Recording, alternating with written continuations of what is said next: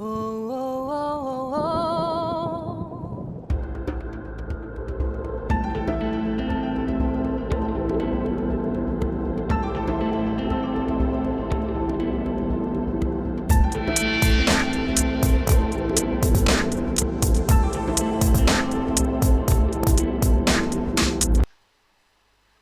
Bonjour à tous et bienvenue dans cette nouvelle étude que j'ai intitulée l'épisode d'Écailles, où on va s'intéresser à un texte de l'Ancien Testament que l'on trouve dans le livre des Nombres, au chapitre 11, les versets 1 et 3. Je vous propose dans un premier temps de lire avec vous ce texte. Le peuple murmura, et cela déplut aux oreilles de l'Éternel. Lorsque l'Éternel entendit, sa colère s'enflamma. Le feu de l'Éternel s'alluma parmi eux et dévora l'extrémité du camp. Le peuple cria à Moïse, Moïse pria l'Éternel, et le feu s'arrêta. On donna à ce lieu le nom de Tabéra, parce que le feu de l'Éternel s'était allumé parmi eux. Voici un épisode biblique qui peut surprendre et qui interpelle. Un épisode biblique très violent. Si on le lit rapidement, il peut en effet déranger par son extrême violence. On y parle de la colère de Dieu, du feu de l'Éternel qui a dévoré le camp des Israélites, alors qu'ils étaient dans le désert. Épisode qui décrit la presque disparition du peuple d'Israël. Qu'en est-il en réalité ? Et vous allez voir, ou plutôt comprendre, qu'encore une fois, les traductions induisent en erreur parce que ce qui s'est passé en vérité n'est pas du tout ce que l'on essaye de nous faire croire. Et on va nous aller s'intéresser au texte en hébreu, donc ce texte original, pour vraiment comprendre ce qu'il s'est passé et comprendre comment Dieu a agi. Et là, je vous le dis, c'est pour ça que j'ai intitulé cette étude l'épisode d'Écailles, il a agi en donnant de la viande. On va expliquer tout ça en détail. Mais pour bien comprendre ce qu'il s'est passé parfaitement, il convient de revenir sur deux études que j'ai déjà réalisées, deux études qui montrent que ce que l'on a traduit par la colère de Dieu ou la vengeance de Dieu n'est absolument pas ce que l'on pourrait nous faire croire. La première étude, c'est celle du texte de Nahum, le chapitre 1, le verset 2. On va le relire ensemble. L'Éternel est un Dieu jaloux. Il se venge. L'Éternel se venge, il est plein de fureur. L'Éternel de ses adversaires, il garde rancune à ses ennemis. On a réalisé cette étude et pour ceux qui le souhaitent, vous pouvez aller relire cette étude sur mon blog, Vérité et Délivrance. Vous avez l'adresse qui s'est affichée à côté. Et nous, je vais faire un petit résumé pour qu'on comprenne bien ce qu'il s'est passé. Quand on lit ce texte, comme le texte qu'on vient de lire dans le livre des Nombres, dans sa traduction française, c'est quand même plutôt violent. Dieu est jaloux, il se venge, il est plein de fureur, il garde rancune à ses ennemis. Comment aimer un Dieu qui est jaloux, qui se venge, qui est plein de fureur, etc. Comment aimer un Dieu qui se met en colère alors qu'on nous parle quand même d'un Dieu d'amour. Et c'est le Dieu que nous a fait connaître Jésus-Christ. Il nous a fait connaître le Père qui est un Dieu d'amour. Dieu est un Dieu d'amour, Père, Fils et Saint-Esprit. Or, maintenant, comme j'ai réalisé dans cette étude, je l'ai réalisé dans cette étude, quand on va lire le texte en hébreu, quand on va essayer de comprendre ce texte en hébreu, donc dans son écriture originelle, en fait, c'est pas du tout ce qu'il y a écrit dans les traductions. En vérité, le texte en hébreu décrit la manifestation d'amour de l'Éternel. Pour résumer, regardons très rapidement cette infographie que vous pouvez trouver dans l'étude de Nahum, chapitre 1, le verset 2. Quand on fait cette étude, voici la véritable traduction de ce verset. L'Éternel est un Dieu qui gère tout, qui centralise tout et qui se manifeste nécessairement. L'Éternel se manifeste nécessairement, il est le propriétaire de la vie et de toutes ses manifestations. L'Éternel se manifeste nécessairement à ses ennemis, il veille sur ses ennemis, il les tient sous sa coupe. Donc nous n'avons plus ici, mais à aucun moment il nous est signifié que Dieu est jaloux, qu'il se venge, qu'il est plein de fureur, qu'il garde rancune à ses ennemis. Au contraire, nous avons un Dieu qui gère tout et qui va se manifester nécessairement pour pas que l'on se perde et qui garde un œil sur ses ennemis avec une porte d'entrée pour qu'ils puissent, eux, se repentir. Donc il veille quand même sur ses ennemis. On a vraiment là une description du véritable Dieu d'amour. Donc, comme quoi les traductions, parfois, peuvent nous perdre. Le second texte que j'aimerais qu'on revienne un petit peu dessus, et que, pareil, vous pouvez aller lire de quoi il en retourne, donc aller lire l'étude complète sur le blog à cette adresse qui vient de s'afficher. Donc, dans cette étude, c'est celle du serpent d'airain, dans cette étude, les Israélites sont dans le désert. On est dans le même cas de figure que dans le texte qui nous intéresse, dans le livre des Nombres. Et pareil, ils murmurent contre Dieu. Et là, la traduction nous fait croire que Dieu se venge en leur envoyant des serpents pour les faire périr. Or, et c'est pour ça que je vous invite à aller lire l'étude complète sur le blog, ou alors aller visionner cette étude sur la chaîne YouTube, Dieu non, il ne se venge pas, il ne leur envoie pas des serpents. C'est pas du tout ce qui s'est passé. En vérité, parce que les Israélites se sont éloignés de Dieu, donc dans leurs pensées, ils ont perdu la protection de Dieu. Et donc là, les serpents ont pu les approcher. Parce qu'avant, Dieu les protégeait. Et comme ils se sont éloignés de Dieu, ils ont perdu cette protection. Et en retrouvant leur foi, c'est tout le principe du serpent d'airain, en fixant ce fameux bâton, cette perche, au bout de laquelle il y avait un serpent mort, en la fixant, c'est un acte de foi, et donc là, ils ont pu retrouver la protection de Dieu. L'épisode que nous allons développer dans notre étude, celle du livre des Nombres, se rapproche de celle du serpent d'airain, déjà parce qu'on est dans les mêmes circonstances. Le peuple est dans le désert. Il erre dans le désert, conduit par Dieu. Et encore une fois, on va démontrer que parfois les traductions induisent en erreur et nous font croire que Dieu est jaloux, vengeur, colérique, alors que ce n'est absolument pas le cas. Et cela me semblait très très très important de revenir sur ces textes, parce qu'il est vrai que quand on prend une Bible, peu importe la traduction que l'on a, que ce soit celle de Louis II, la Bible de Jérusalem et beaucoup d'autres, on a toujours une traduction qui nous montre un Dieu qui est jaloux, qui se venge, etc. Alors que absolument pas. Donc maintenant, quand vous allez relire ces textes, gardez en tête ces études pour bien comprendre ce qu'il s'est passé. Entrons dans le vif du sujet et relisons ce texte du Nombre, chapitre 1, les versets 1 et 3, à 3, selon la traduction de Louis II. Le peuple murmura et cela déplut aux oreilles de l'Éternel. Lorsque l'Éternel entendit, sa colère s'enflamma. Le feu de l'Éternel s'alluma parmi eux et dévora l'extrémité du camp. Le peuple cria à Moïse, Moïse pria l'Éternel et le feu s'arrêta.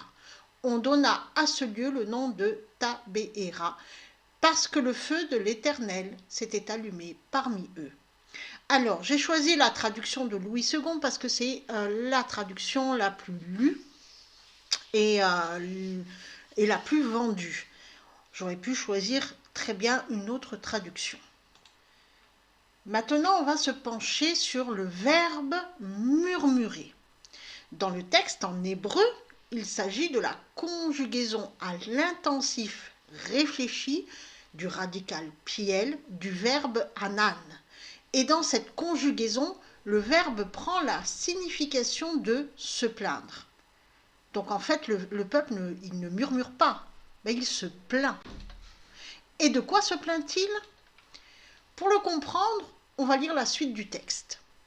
Donc on va commencer au verset 4 jusqu'au verset 9 pour bien comprendre le contexte. Le ramassis de gens qui se trouvaient au milieu d'Israël fut saisi de convoitise. Et même les enfants d'Israël recommencèrent à pleurer et dire : Qui nous donnera de la viande à manger ? Nous nous souvenons des poissons que nous mangions en Égypte et qui ne nous coûtaient rien, des concombres, des melons, des poireaux, des oignons et des hols. Maintenant, notre âme est desséchée. Plus rien. Nos yeux ne voient que de la manne. La manne ressemblait à de la graine de coriandre et avait l'apparence du bdellium. Le peuple se dispersait pour la ramasser. Il la broyait avec des meules ou la pilait dans un mortier. Il la cuisait au pot et en faisait des gâteaux. Elle avait le goût d'un gâteau à l'huile. Quand la rosée descendait la nuit sur le camp, la manne y descendait aussi. Alors Dieu, dans le désert, c'est ce qu'il faut bien comprendre, chaque jour donne de la manne pour nourriture au peuple. Et donc le peuple, tous les jours, ramasse cette manne qui descend en même temps que la rosée, la nuit, et ensuite il la prépare pour en faire de sortes de gâteaux. Mais le peuple, lui, alors donc Dieu les nourrit quand même. Il n'a plus qu'à se pencher et à ramasser. On est d'accord. Mais le peuple, lui, il se plaint. Il se plaint de quoi? De ne pas avoir de viande. Il se plaint de ne plus manger du poisson, des légumes. Et donc, cela fait naître en eux le désir de retourner en Égypte. Le peuple repense aux légumes et aux poissons qui ne leur coûtaient rien. C'est précisé dans le texte. Or, la manne aussi est donnée gratuitement. Elle tombe du ciel et il suffit de la ramasser. Mais alors, quelle est la différence? Quelle est la différence? En cultivant les légumes et en pêchant, les Israélites pouvaient les vendre, en faire du commerce. Elle est là la grande différence. Donc le but, en plus de manger diversifié, parce qu'on peut aussi penser que le fait de manger tous les jours la même chose, ça peut à un moment donné lasser. Mais là, ce qu'il faut bien comprendre, et c'est pour ça qu'il y a des détails qui sont donnés, alors c'est une étude qu'on pourrait aussi réaliser précisément, mais là comme ça, en gros, grâce à ces détails qui sont donnés, en fait, c'est pas trop ça que le peuple se plaint. C'est pas d'avoir une nourriture qui n'est pas diversifiée. C'est le fait de ne plus faire commerce, de ne plus en tirer profit. Parce que quand ils cultivaient leurs propres légumes et quand ils pêchaient, ils pouvaient les vendre et donc obtenir un certain statut social. C'est ça que les Israélites regrettent, c'est ce fameux statut social. Parce que avec la manne, il n'y a aucun profit du monde à en tirer. Et pourtant, la manne donne tout ce qu'il faut au corps, donc toute l'énergie nécessaire, donc nourrit le corps. Mais il n'y a aucun profit à en tirer. Aucun. Le seul truc que les Israélites devaient faire, c'était la ramasser pendant 5 jours, ramasser le double le 6e jour, pour qu'enfin le 7e jour, ils puissent honorer Dieu et donc ne faire aucun labeur. Mais de cette manne, on ne pouvait pas en tirer profit, elle descendait pile poil, ce qui était suffisant. Donc chacun avait sa part et ça nourrissait leur corps d'une manière suffisante. D'accord? Donc là, il n'y avait aucun profit à en tirer, aucun bénéfice personnelle, en matière d'argent. Aucune donc valorisation sociale. Tout le monde était traité de la même manière. Tout le monde était logé à la même enseigne et tout le monde recevait selon ses besoins. Cependant, les Israélites se mettent là à regretter cette ancienne vie où ils pouvaient s'enrichir. Et pour eux, le fait qu'ils aient quitté l'Égypte où ils s'étaient construits quand même socialement une vie confortable, où ils pouvaient faire du profit et même manger de la viande, c'est le symbole, le signe ultime de richesse. C'était que ceux qui étaient riches qui pouvaient se procurer de la viande. Et bien maintenant qu'ils étaient là dans le désert à manger cette manne, et bien ils commençaient à voir tout ça comme insensé. Pour eux, ils n'auraient jamais dû quitter l'Égypte. C'est vrai on nous a toujours décrit ce peuple qui était esclave en Égypte. Or, en Égypte, ils vivaient très très bien. Et ils se mettent donc à regretter cette vie confortable qu'ils avaient en Égypte, mais qu'ils les perdaient parce que finalement, cette vie confortable, ils s'étaient mis dans tout ce qui était le monde, avec le vouloir de l'argent, le vouloir du pouvoir, etc., etc. Et donc là, qu'ils se retrouvent dans le désert à finalement se laver de tout ça, à se laver de tous ces mensonges du monde qui nous dit qu'il faut avoir de l'argent, etc., etc. Et bien maintenant qu'ils sont là, tout ça, ils le voient comme insensé. Ils se disent, mais qu'est-ce qu'on fait là finalement? Qu'est-ce qu'on fait là? Et Dieu va les faire revenir dans leur bon sens.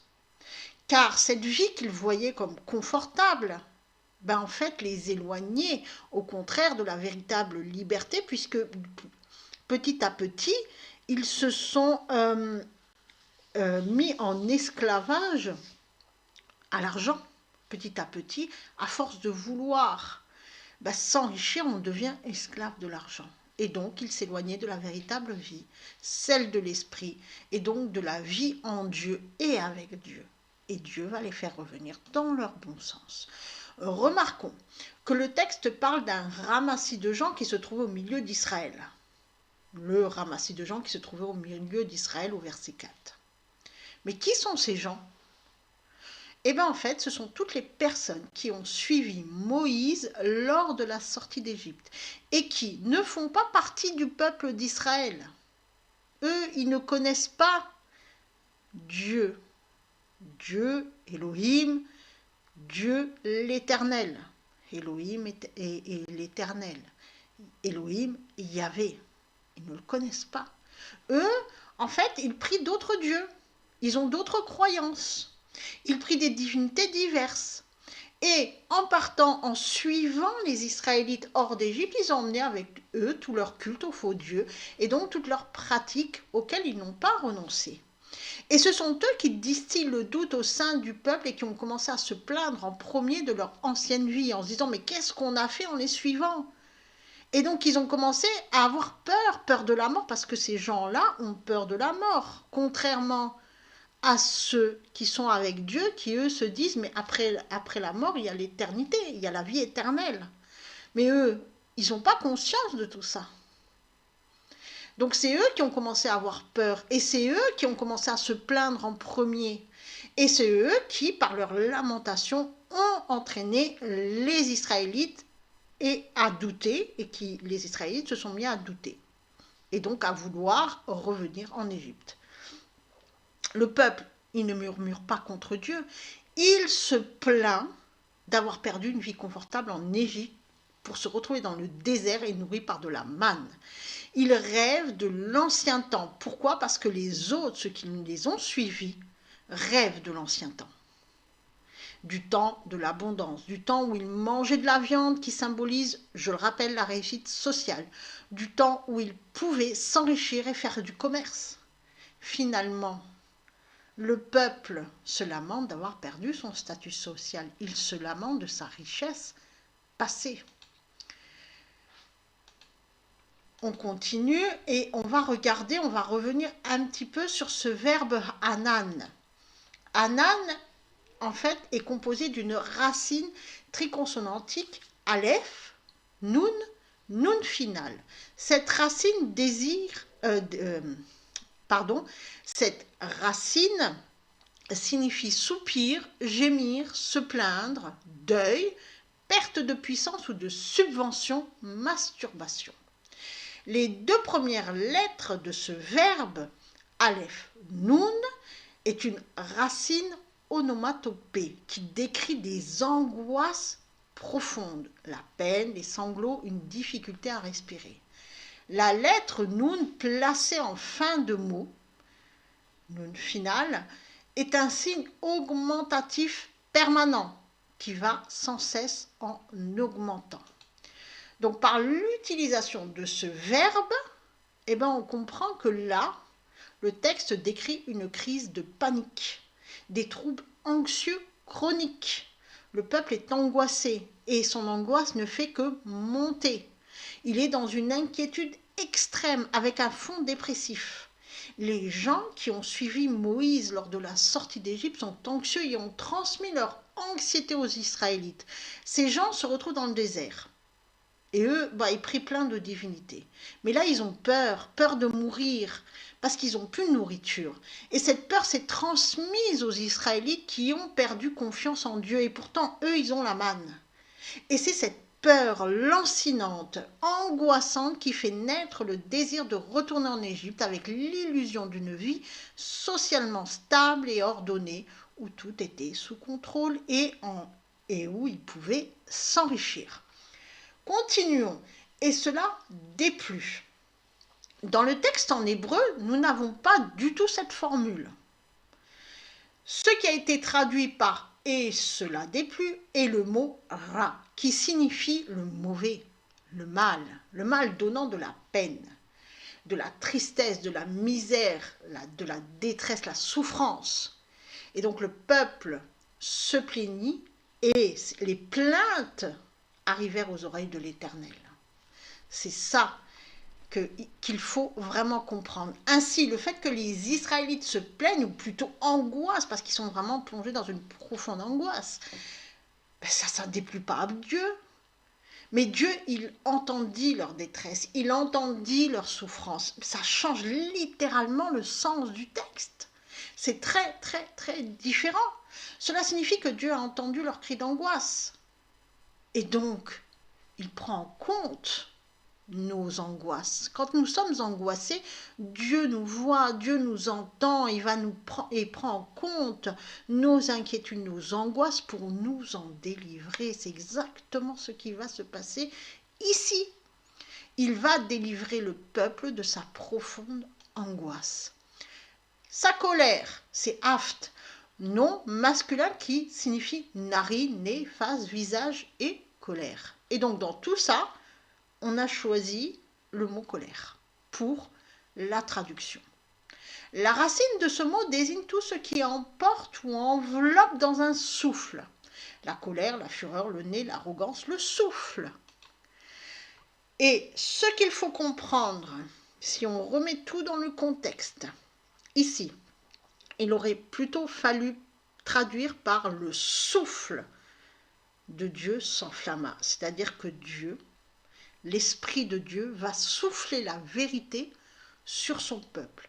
Et ce qui est perçu comme de la colère, c'est simplement l'acceptation de cette vérité, l'acceptation que l'on a dévié, que l'on n'est plus dans son bon sens. Cela est ressenti comme un feu dévorant qui vient de l'intérieur, c'est-à-dire que l'Esprit de Dieu va souffler la vérité. Et cette vérité, oui, elle fait mal à entendre, parce qu'elle nous met devant nous, face à nos erreurs. Imaginez que vous soyez trompé sur un sujet. Il faut accepter ce fait. Et cela peut engendrer dans votre mental une forte résistance qui peut se traduire par de la colère. C'est cela qu'a ressenti le peuple d'Israël lorsque Dieu leur a fait voir la vérité. C'est cela qui est ressenti comme de la colère.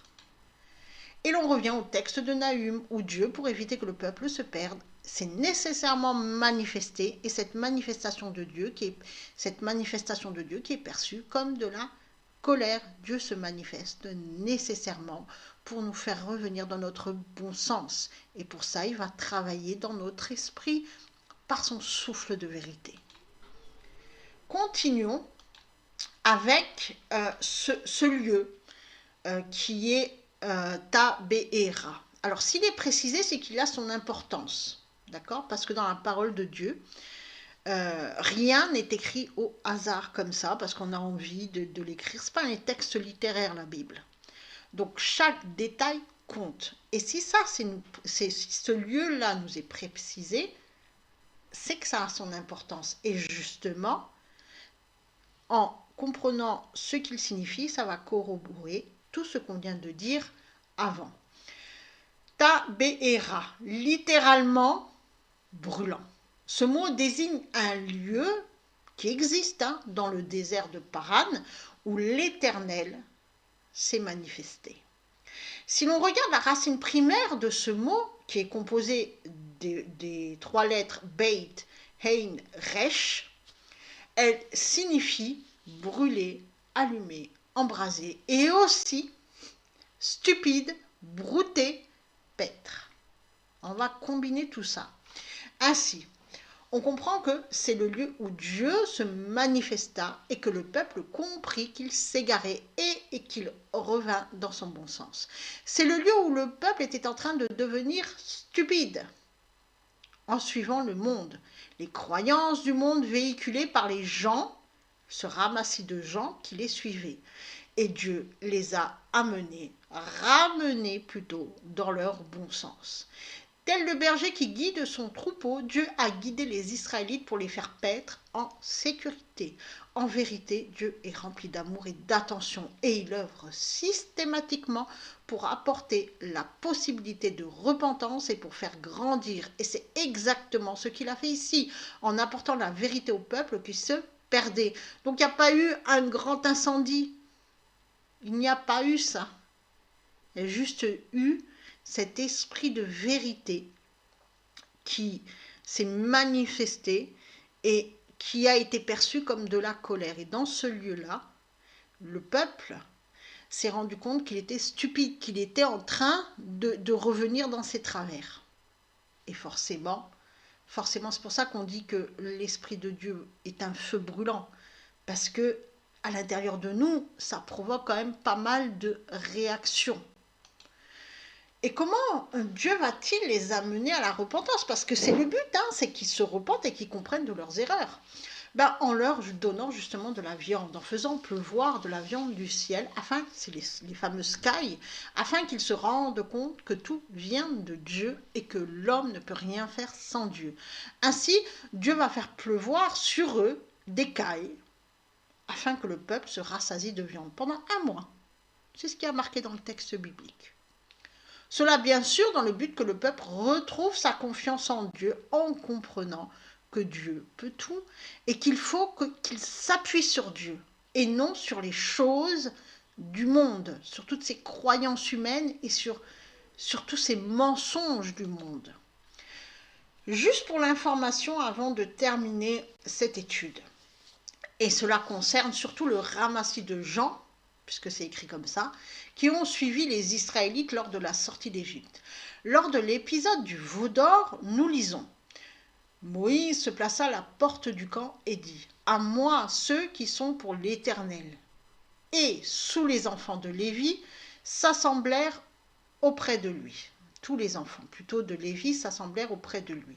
Il leur dit « Ainsi parle l'Éternel, le Dieu d'Israël, que chacun de vous mette son épée au côté, traversez et parcourez le champ d'une porte à l'autre, et que chacun tue son frère, son parent. » Exode, chapitre 32, les versets 26 à 27.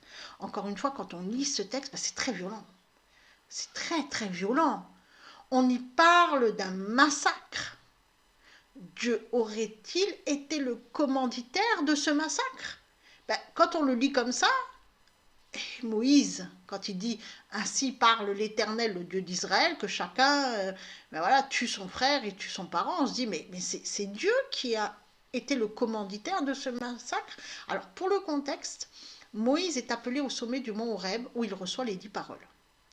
À son retour, il voit que le peuple s'était fabriqué un veau d'or. En vérité, le peuple, influencé par les gens, donc ce ramassis de gens qui, je le rappelle, ont apporté avec eux tous leurs faux cultes et donc sont idolâtres, qui ont suivi lors de la sortie d'Égypte, les mêmes que l'on retrouve dans l'épisode d'Écaille, ont fait que ils ont fait tomber le peuple dans l'idolâtrie avec ce fameux épisode du veau d'or. Et quand il voit le veau d'or, Moïse se met en colère. Si on lit tout le passage, si on lit tout le texte, on comprend que Moïse a pris cette décision seul. Il a agi dans le seul but de se venger de l'accusation qui pesait sur lui, puisque Dieu lui a dit, mais c'est de ta faute, c'est toi qui as laissé tous ces gens venir, et ces gens qui mettent le doute au sein même du peuple. C'est toi qui l'as fait. Moi, je ne t'ai pas demandé. À aucun moment, je t'ai dit qu'il faut qu'ils nous suivent. C'est toi qui as permis à ces gens de suivre le peuple. C'est toi qui n'as pas été ferme avec eux. Et donc, Moïse, sous le poids de la culpabilité, a agi sous le coup d'une impulsion, sous l'effet d'une émotion. Et il a voulu rendre justice à Dieu, mais il a oublié l'amour de Dieu. Car en vérité, il faut vraiment lire tout le texte, Dieu ne lui avait rien demandé. Et surtout, Dieu ne lui avait jamais demandé de massacrer des gens. Donc Moïse s'est servi de Dieu pour soulager sa conscience. À aucun moment Dieu n'avait demandé ce massacre. Et pourtant Moïse s'est servi du nom de Dieu pour soulager sa conscience. Nous avons ici l'exemple typique de quelqu'un qui se sert du nom de Dieu pour accomplir quelque chose que Dieu n'a jamais demandé. Et cette erreur va se reproduire encore et encore et encore dans toutes les religions monothéistes du monde entier. Faisons attention à ça. Que Dieu vous garde et vous bénisse. Oh.